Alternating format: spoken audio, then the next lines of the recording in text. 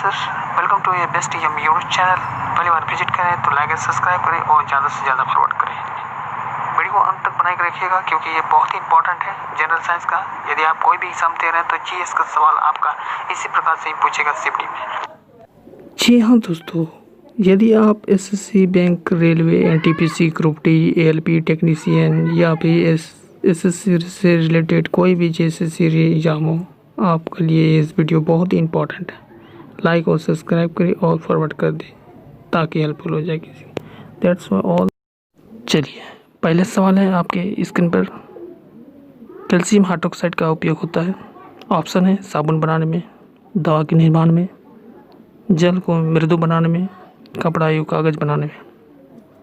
और आपका आंसर है ग नंबर, जल को मृदु बनाने में कैल्शियम हाइड्रोक्साइड का प्रयोग होता है। बात करते हैं साबुन बनाने में तो पोटेशियम लवणों का मिश्रण होता है।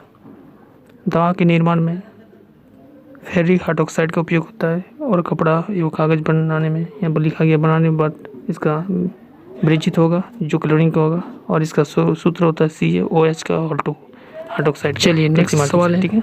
सिरका का pH मान होता है। ऑप्शन है 7, 6.5, 2.8, 2.4। और आपका आंसर है 2.4 ग नंबर। बात करते हैं 7 तो ये उदासीन होता है। और ये 6.5 लार होता है। और 2.5 शराब का pH मान है। थोड़ा डिस्कस कर लेते हैं pH मान के ऊपर। तो जनरली pH क्या होता है? किसी भी विलयन की अम्लता या क्षारीयता को व्यक्त करता है। और इसका खोज 1909 ईस्वी में सोरेनसेन ने किया था। इसका फॉर्मूला भी बहुत इंपॉर्टेंट है, आपको याद रखना है। pH इक्वल टू होता है -log H+। अब इसको तोड़ेंगे तो 1/log H+ आएगा। इसको नोट कर लीजिएगा, काफ़ी इंपॉर्टेंट है। कभी कभार फॉर्मूला भी दे देता है एग्जाम में। चलिए आप देखते हैं नेक्स्ट सवाल। चंद्रमा पर वायुमंडल न होने का कारण क्या है? ऑप्शन है कोणीय संवेग, कक्षीय वेग, गुरुत्वाकर्षण त्वरण, पलायन वेग। और आपका आंसर हो जाएगा घ नंबर, पलायन वेग, जिसको बोलते हैं इलिप्स वेलोसिटी।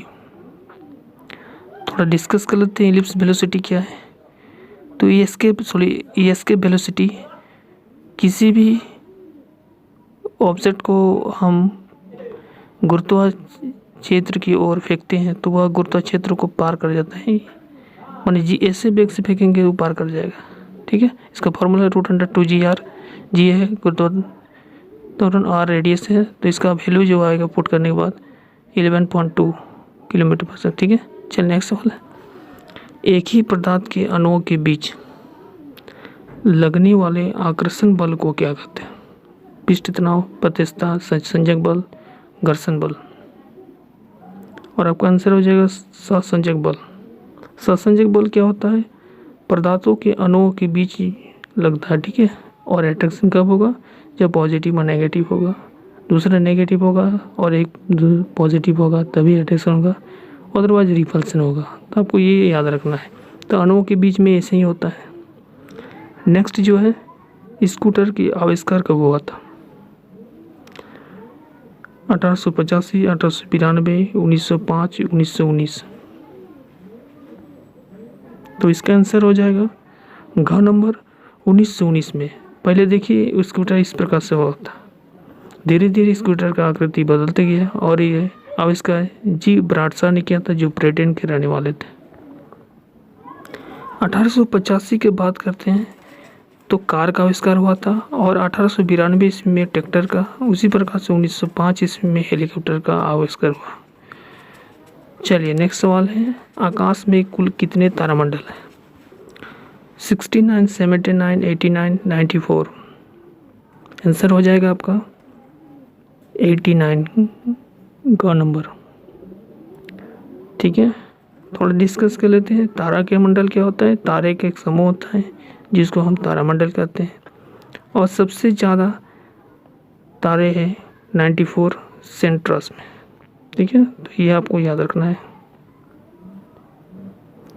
नेक्स्ट सवाल देखते हैं, मनुष्य के स्वस्थ एवं अनुकूलन जलवायु के लिए कितने डिग्री सेल्सियस ताप होना आवश्यक है।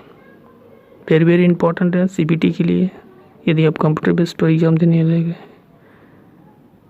ऑप्शन आपका क्या है, 18 degree Celsius to 21 degree Celsius, 23 degree Celsius to 25 degree, 27 degree Celsius to 29 degree, 31 degree से 33.2 डिग्री।